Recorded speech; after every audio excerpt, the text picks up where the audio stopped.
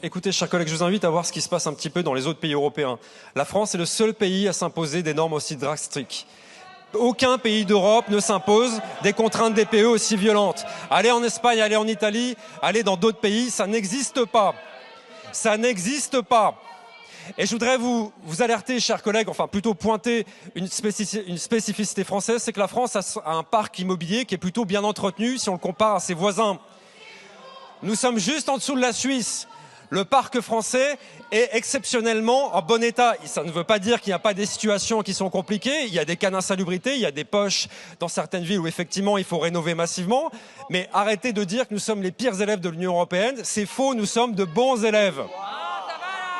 Et vous pouvez hurler, Madame Lernos, ça ne changera rien, vous savez. Ça ne changera absolument rien.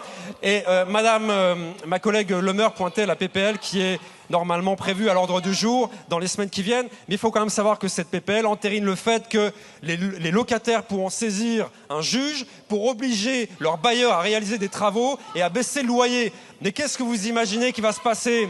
Les bailleurs, ils vont vendre massivement leurs biens, ils vont se sortir de l'investissement immobilier, ils vont donner congé à leurs locataires. Le risque contentieux, pour eux, c'est ce qu'il y a de pire. Donc nous prenons tout simplement un principe de réalité. Nous sommes dans une période de crise budgétaire compliquée. Nous n'avons pas les moyens de subventionner ces travaux. Nous laissons faire les propriétaires qui vont valoriser tranquillement leurs biens dans le temps, comme ils le faisaient bien avant la loi Climat et Résilience. Et tout se passera très bien, c'est tout. Je vous remercie.